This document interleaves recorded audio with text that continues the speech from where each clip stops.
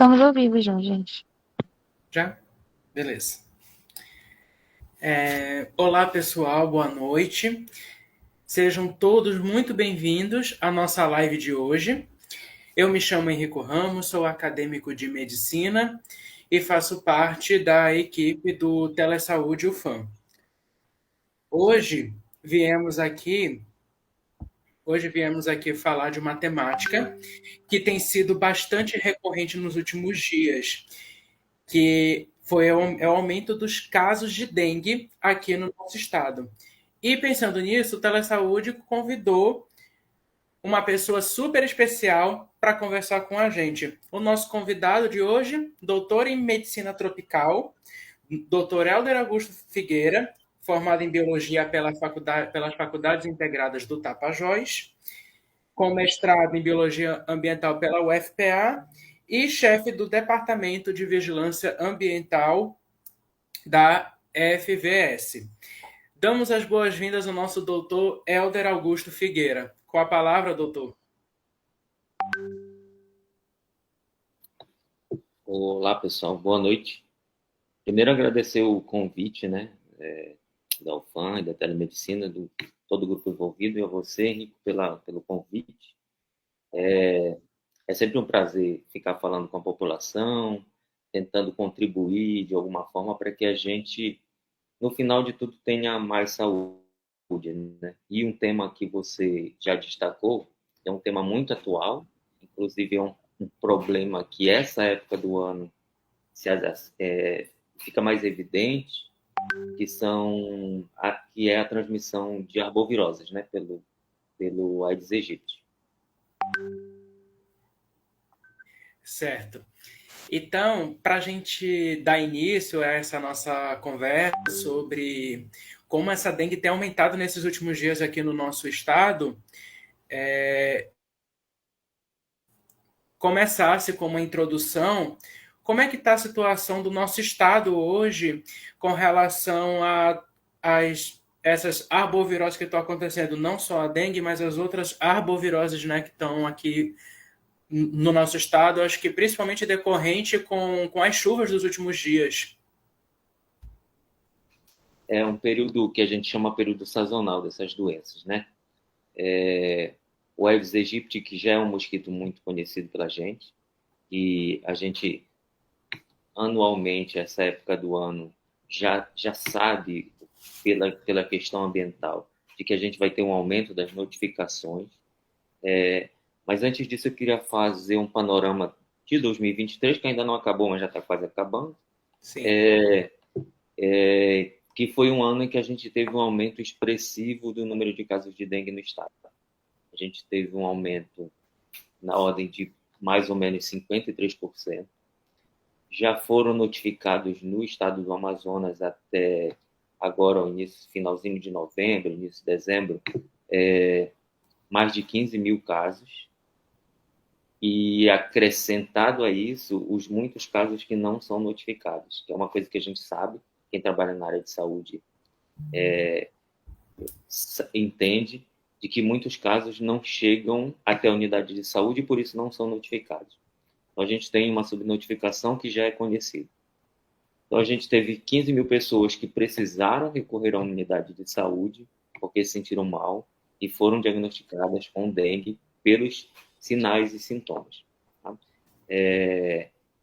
Importante também lembrar que, apesar da gente ter notificações durante o ano todo, elas aumentam essa época do ano, que, no nosso caso, inicia o período chuvoso. Normalmente ele vai de novembro até maio, é o período onde a gente tem mais chuvas e, ao mesmo tempo, por uma característica local, calor intenso. Então, é tudo que o mosquito, como o Aedes aegypti, precisa. Precisa de calor para o seu metabolismo, para se desenvolver, para que as larvas nasçam lá dos ovos, e precisa das chuvas, na verdade, para abastecer os depósitos que servem de criadouros, que geralmente estão lá muito próximos de casa. Então, esse é um momento propício por essas duas questões. Água, para que ele possa colocar os ovos, e calor, para que esses ovos possam, digamos assim, romper, chocar e liberar as larvas para o ambiente e depois os adultos também para voar. É aquela história, né? Como eu vi até numa propaganda, inclusive sobre a dengue, que o que a gente considera lixo, né? A água parada, em pneus, em lixo, é considerado luxo para o mosquito poder se replicar, no caso. E aí aumenta a proliferação da doença, inclusive, não é, doutor? Exatamente. Semana passada, o Ministério da Saúde fez um anúncio, inclusive de repasse de recursos para intensificação do controle da dengue. E aí a ministra Anísia trouxe um dado muito interessante, do que mais de 73% dos depósitos positivos para larvas de Aedes, eles estão ou dentro da casa das pessoas ou nos quintais. Então, é um mosquito que a gente já sabe, mas não custa lembrar, é um mosquito muito domiciliado, que a gente chama. Ou seja, ele está muito próximo da gente. Então, é importante que a gente mantenha esses cuidados, né? E especialmente essa época do ano. Então, doutor, só para a gente continuar esse nosso bate-papo, que é importante, eu queria saber quais são os sinais e os sintomas que a gente precisa ficar atento. Falando de arboviroses em geral, dengue, zika ou chikungunya. Geralmente a gente só fala de dengue, porque a gente tem a maioria dos casos, né? Mas a gente tem também essas duas arboviroses que são transmitidas pelo mesmo mosquito. E o que a gente pode destacar? Digamos, o começo, como é que inicia o quadro? Em geral, as pessoas começam com uma febre, geralmente febre alta, e dores pelo corpo, principalmente nas articulações. Essa é a principal característica das arboviroses. No caso da dengue, tem algumas características importantes que a gente precisa destacar e que a pessoa também fique alerta nesses sinais, que é dor atrás dos olhos, é uma dor intensa atrás dos olhos. Geralmente se tem manchas vermelhas pelo corpo, então vai formar umas pintinhas vermelhas nos braços, nas pernas. E em alguns casos, vômitos, diarreia, isso vai variar de pessoa a pessoa. Mas febre, dor de cabeça, dor nas articulações e mais na frente, as manchas vão aparecer no teu corpo. Essas são as características clássicas de dengue. Certo. Gratidão pela sua explicação, doutor Helder. Eu tenho certeza, né, que os nossos participantes devem ter tirado bom proveito, né, desse conhecimento sobre os sinais e sintomas, o que, que a gente deve ficar atento, que é muito importante que assim que os primeiros sinais e sintomas que forem identificados, procurar, né, a ajuda médica o mais rápido possível, não é verdade? Exatamente. Eu sempre costumo dar uma outra dica, assim, a gente tem um quadro que a maioria das pessoas vai ter, que é esse quadro de dengue que a gente chama dengue clássico, mas algumas pessoas vão desenvolver um quadro talvez mais grave, principalmente idosos e crianças, que devem ficar sendo monitorados. Então, se você começar a sentir, além disso que a gente já conversou, se você começar a sentir dores abdominais intensas, você, mesmo tomando um analgésico, alguma coisa não passa. Se você também começar a observar pequenos sangramentos, seja nos olhos, na parte branca lá do olho, vamos falar assim, para ser mais objetivo. E se você está escovando o dente, observa que começa também um pequeno sangramento. É importante que você busque ajuda médica, porque esses são sinais de início de agravamento de casos de arbovirose, especialmente dengue, e que pode estar associado ou não com uma hemorragia. Então, nesses casos, procure ajuda médica imediata. Isso é muito importante. O que a gente tem observado? Esse ano a gente teve 11 óbitos por dengue em todo o estado. E o que a gente tem observado é que, geralmente, aquele paciente ele não é a primeira vez que ele foi até a unidade. Então, é importante que a pessoa fique alerta a esses sintomas para que não agrave e aí precise de uma ajuda mais especializada, né? Certo, doutor. Então, Então, eu acho muito importante que a gente consiga, como é que eu posso dizer, que a gente consiga fazer com que a população entenda realmente sobre esse assunto, o quão importante ele é a gente se prevenir, a gente se cuidar, não deixar a água parada, sempre manter o quintal bem limpo, né? Tirando os focos de água parada para poder se prevenir, identificar os sinais e sintomas e procurar a ajuda médica. Bom, eu mesmo aqui em casa, né? Aqui em casa a gente sempre tem um cuidado, né? Tem essa cautela para não proliferar mosquito ou qualquer outra doença. Então, eu acho que é muito importante a população também ter isso. Aí, uma pergunta, doutor. O senhor considera o nosso estado? O nosso estado tem um clima que é muito. é, o nosso estado tem um índice muito alto de dengue. E aí, sobre a dengue, ela tem vários tipos, pelo que a gente conhece. A dengue tipo 3, o senhor sabe me dizer se tem algum caso suspeito desse tipo de dengue, esse tipo 3, aqui no Amazonas? E quais os sintomas dessa dengue tipo 3? Como é que ela vai se manifestar? Beleza. A gente tem 4 sorotipos de dengue, né? Dengue 1, 2, 3 e 4. O que circula aqui no estado do Amazonas já há algum tempo é dengue 1 e dengue 2. Especialmente ano passado, que eu já estou acabando já com 2023, que foi um ano meio ruim, foi dengue 2. O que está circulando esse ano agora foi dengue 2. A gente soube, até pela Fiocruz, numa parceria que a gente tem de vigilância laboratorial, e a gente foi informado pela Fiocruz que ela havia processado algumas amostras do estado de Roraima que tinha um caso de dengue 3.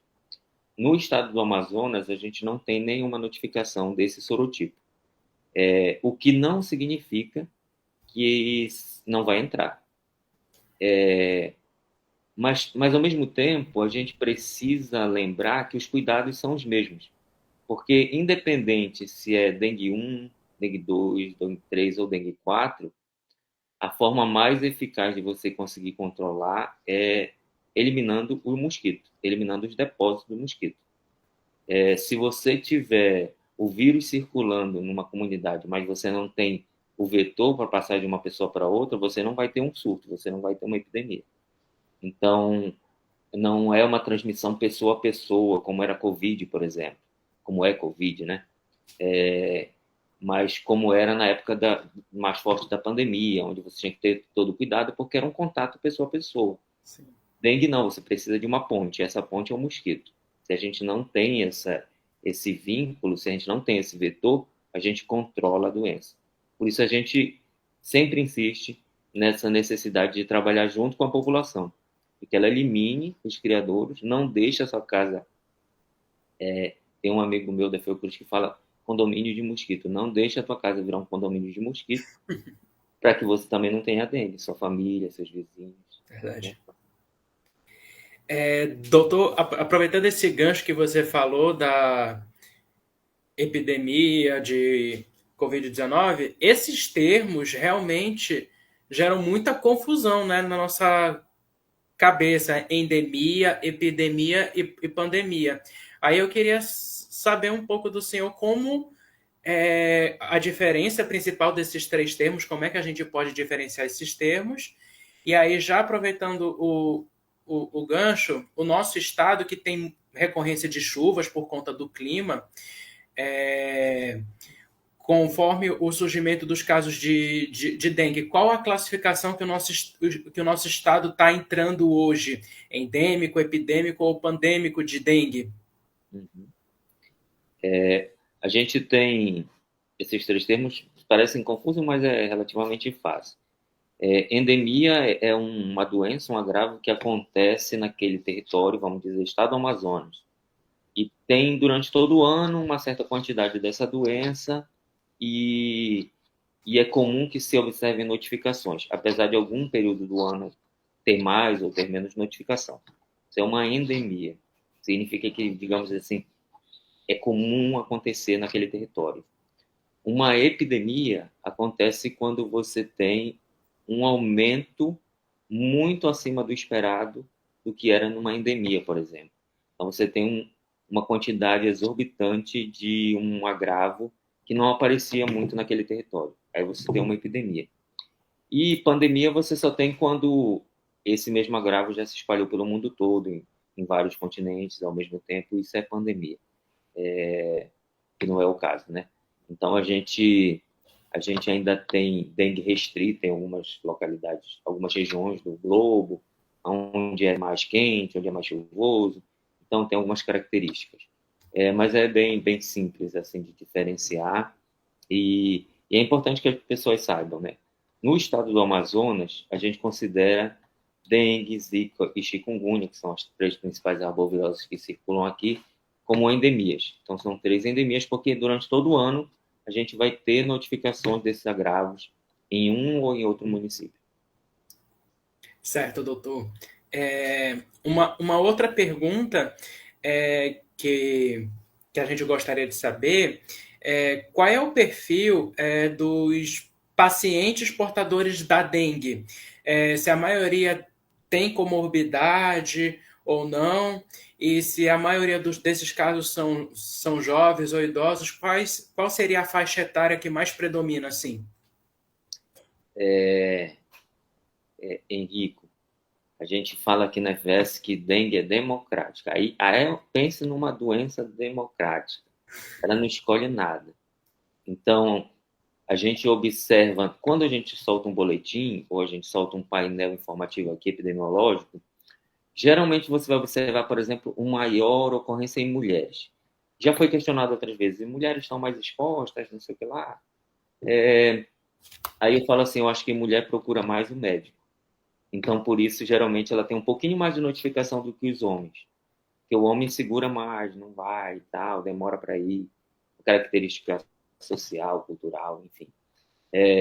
Mas não existe um perfil muito marcado, digamos assim, para as pessoas que vão adoecer por dentro.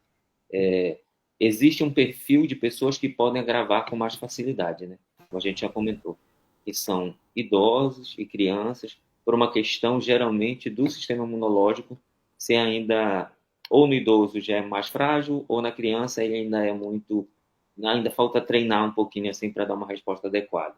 Mas de notificação de casos, todas as faixas etárias, todos os sexos, qualquer região. Uma coisa bastante interessante que acontece aqui em Manaus é que tem alguns bairros que tem uma estrutura melhor, digamos assim, infraestrutura melhor, e apresentam índices de infestação pelo mosquito igual a bairros que têm uma infraestrutura pior, que tem desabastecimento de água, que não tem um recolhimento adequado de lixo. Então, como eu falei, tanto o mosquito quanto o vírus é bem democrático nesse caso. Certo. Agora, doutor, o que a gente gostaria de saber um conselho ou vários conselhos para a prevenção da dengue e como é que o nosso estado do Amazonas poderia estar mais preparado para essa situação. Porque nós sabemos que quando tem esse aumento de casos, às vezes o nosso estado não está preparado para receber essa demanda alta de casos. Então, gostaria de saber como procederia nesse caso e as prevenções, claro. Então, acho que a gente pode dividir essa resposta em dois grupos. Um grupo para os Sim. gestores de saúde e para os profissionais de saúde e algumas respostas para a população. Eu acho que é importante que a gente não deixe o problema acontecer ou se instalar para depois buscar as soluções. E aí a gente padece desse mal, como todo brasileiro, né? Tem aquela história de que a gente só tranca o cadeado para o cidadão entra. É mais ou menos por aí. Os gestores têm que se programar e ficar atentos para qualquer indício de que o surto vai se instalar, fazer as ações de prevenção, que é a eliminação de criadouro, aplicação de inseticida se for necessário, fazer campanhas de mobilização social. Então, a gente tem que fazer isso com prevenção. E no caso da assistência, se preparar, né?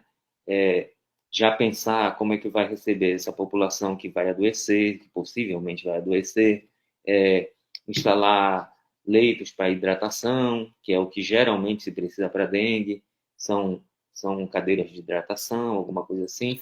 Estabelecer fluxos mais fáceis para a população e para os profissionais de saúde. Preparar a rede de assistência. Já para a população, eu acho que são duas coisas importantes que a gente precisa destacar.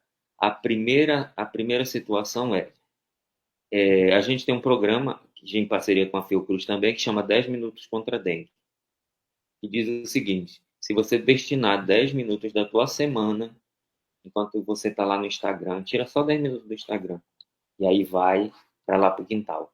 Dá uma olhada no quintal, vê se tem alguma vasilha que está acumulando água, alguma garrafa, casca de ovo esquecida por ali pelo cantinho.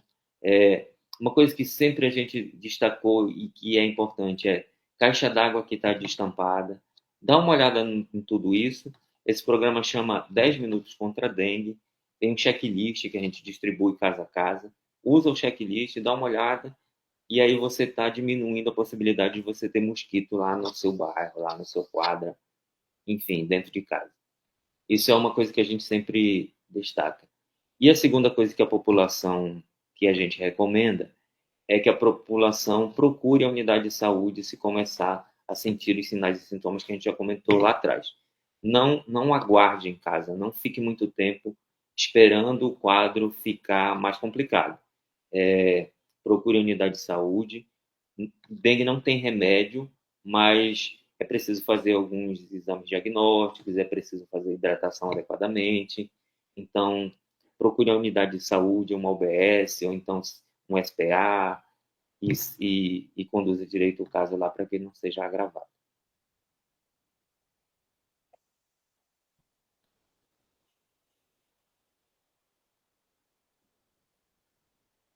Desculpa, Henrique, teu áudio está fechado. Opa, desculpa. Só para a gente continuar, né, nesse assunto ainda das manifestações da dengue, da prevenção, a pergunta que eu acho que todo mundo quer saber: tem vacina para dengue? Sim ou não? E se tem alguma previsão para essa, se não tiver, se tem alguma previsão para essa vacina surgir? Tem vacina para dengue, já existe vacina para dengue. Inclusive nas clínicas particulares existe disponível para a pessoa, se quiser adquirir e se vacinar. Não existe ainda a vacina amplamente distribuída pelo Programa Nacional de Imunização. Sim. Isso ainda não existe. Ela já está aprovada pela Anvisa, é uma vacina que é recente, ela cobre os 4 sorotipos, né, de dengue. Existe atualmente uma consulta pública da Anvisa justamente para consultar a população, para ver o que acha da necessidade desse imunizante. E, assim como toda a população, nós aqui da vigilância, nós aqui profissionais de saúde, esperamos que essa vacina chegue logo no sistema, que graças ao SUS vai conseguir abranger e atender a maioria da população. Certo. Doutor, agora nós vamos partir para o nosso último bloco, que é a nossa retirada de dúvidas, onde a gente traz perguntas dos nossos participantes, beleza? Aí nós vamos fazer algumas perguntas aqui. Tem muitas aqui, mas vamos lá. A primeira pergunta seria: quais são as complicações mais graves associadas à dengue? E como elas podem ser prevenidas ou tratadas? É muito difícil falar em prevenção e tratamento de algumas complicações de dengue, porque a principal complicação de dengue é a diminuição drástica das plaquetas e que isso provoca hemorragias. Então, não existe uma forma que a gente possa recomendar à população ou um medicamento que a pessoa possa tomar. Infelizmente, não existe. Cada pessoa vai responder de um jeito, depende muito da imunidade daquela pessoa. e depende muito. Alguns estudos falam se ela já teve, por exemplo, um primeiro quadro de dengue, depois ela tem um segundo com outro sorotipo, isso pode agravar o quadro. Existem alguns estudos nesse sentido, que também não é 100% de certeza. Então, assim, o recomendável é você se conhece, você se observa, você tem que ficar atento a qualquer sinal que fuja daquele quadro clássico. Se você observa que, por exemplo, a febre não baixa, você leva a criança para uma unidade de saúde. Se você observa que começa a ter muitas dores abdominais e, e pequenos sangramentos que sejam leves mesmo, gengivas, escovando o dente lá, que às vezes até a gente considera normal, mas se você está com dengue, isso é um sinal de alerta. Então, busca a unidade de saúde, que pode ser decisivo. Certo. Uma outra pergunta dos nossos participantes, doutor, é como as autoridades de saúde pública lidam com surtos de dengue e quais as medidas são implementadas para controlar a propagação desse vírus? Quando se fala de dengue, de zika ou de chikungunya, a parte possível, digamos assim, de você intervir é no vetor. Então, os gestores, os secretários de saúde, as pessoas que trabalham nas secretarias com a gerência de endemias, eles fazem bloqueios, que a gente chama. Então, a gente faz um diagnóstico. Se você tem naquela casa um indivíduo que está com dengue, você busca fazer o diagnóstico das pessoas que convivem, da família, e também fazer um tratamento químico nos quarteirões ao redor daquela casa, para que você elimine os mosquitos que estão infectados ao redor daquele quarteirão. Então, é assim que se controla qualquer surto, qualquer notificação positiva de dengue, para que não se espalhe dentro do território. Beleza. A outra pergunta que os nossos participantes querem saber, que eu acho que a gente já deve ter comentado, mas sempre é importante relembrar, quais são as estratégias mais eficazes para erradicar os criadouros de mosquitos em ambientes urbanos e rurais, e rurais também, porque tem a preocupação também dessa doença no interior, não só na nossa cidade, aqui em Manaus, mas também nos interiores pelo estado. Dengue é uma doença de característica quase que urbana, realmente. Porque existe um primo do Aedes aegypti, que é o Aedes albopictus, que ele concorre, digamos assim, pelos criadouros. E ele é mais comum na área rural. E ele não é um bom transmissor de arboviroses, principalmente de dengue. Então, geralmente as notificações são da área urbana, realmente.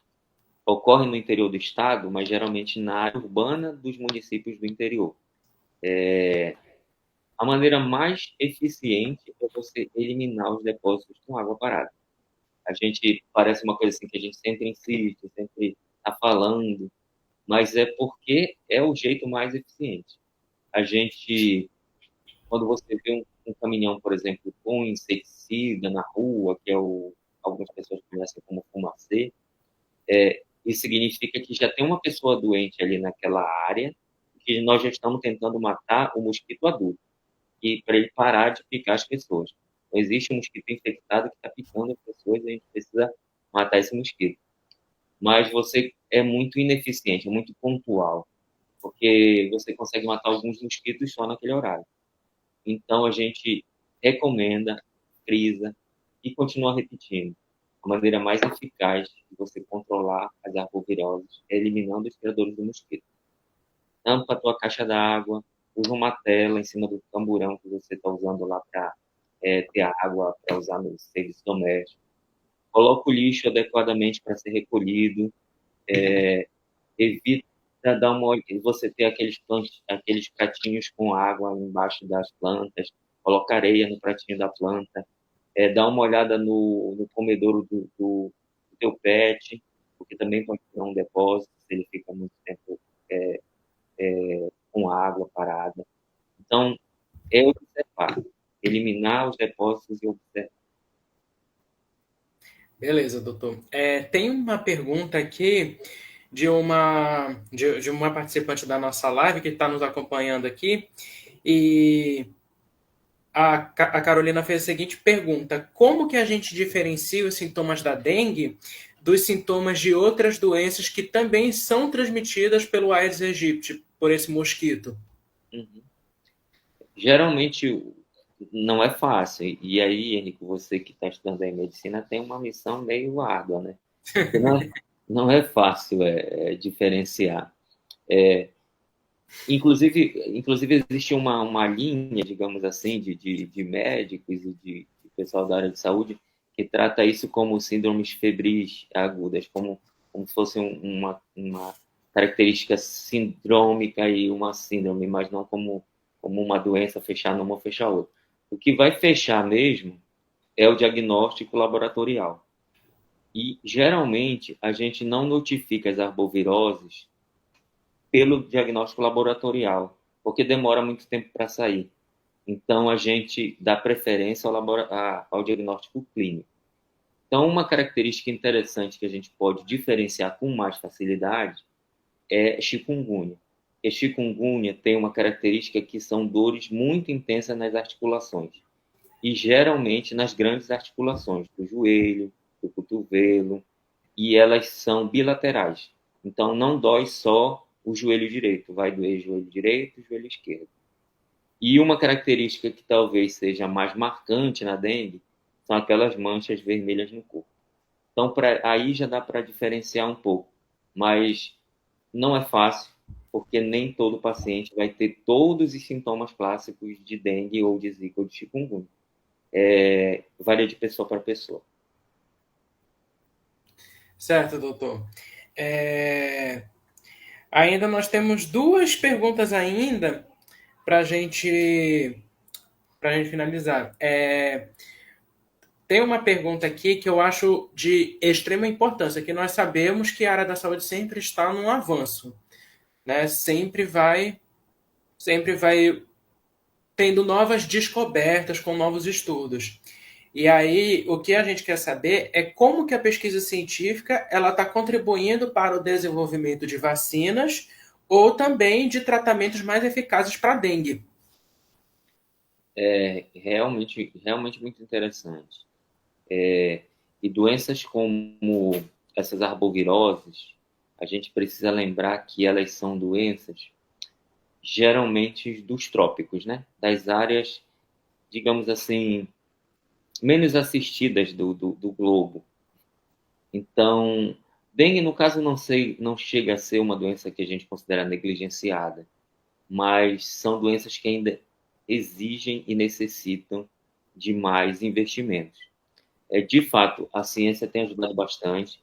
Eu acho que a incorporação dessa nova vacina de dengue pelo SUS vai ser um avanço importante da ciência, um avanço importante para o controle do agravo.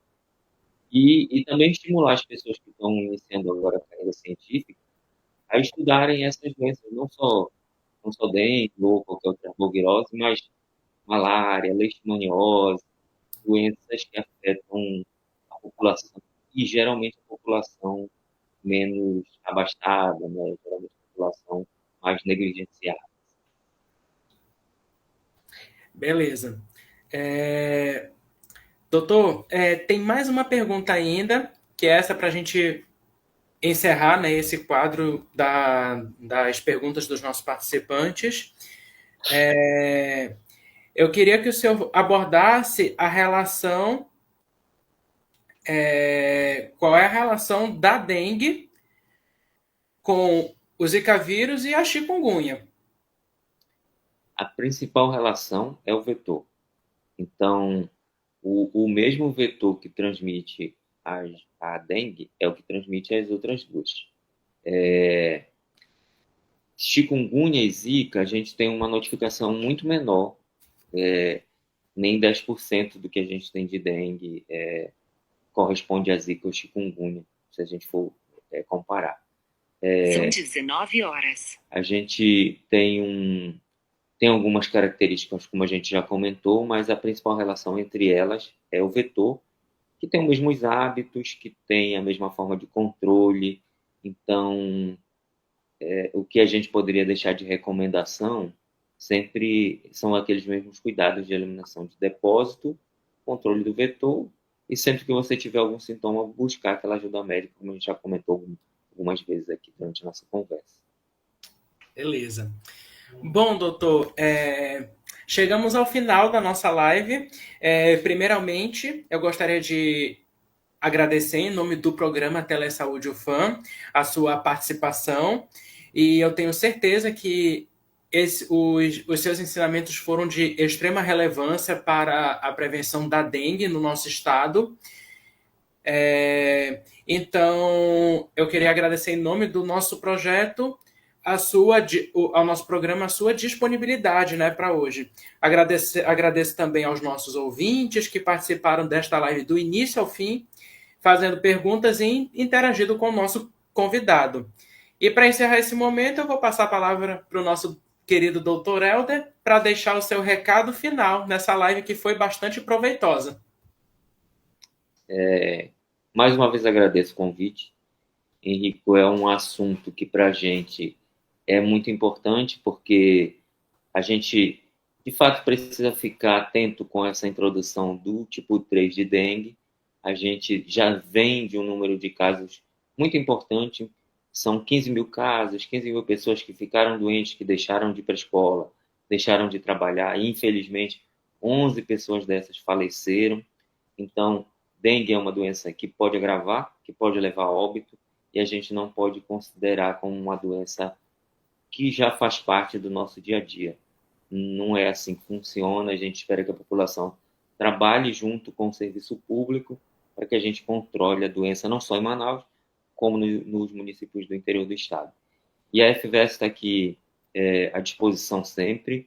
Em nome da nossa diretora Tatiana Amorim, a gente agradece o convite e fica de portas abertas aqui para os próximos convites, para conversarmos sobre outros assuntos, sobre outros agravos. A FVS é sempre uma parceira.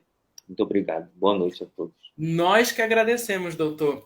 Antes de finalizar, eu gostaria de convidar todo mundo que tá na live também para acompanhar as nossas redes sociais do Telesaúde e conhecerem também as nossas ações, campanhas e as nossas futuras lives que estão por vir.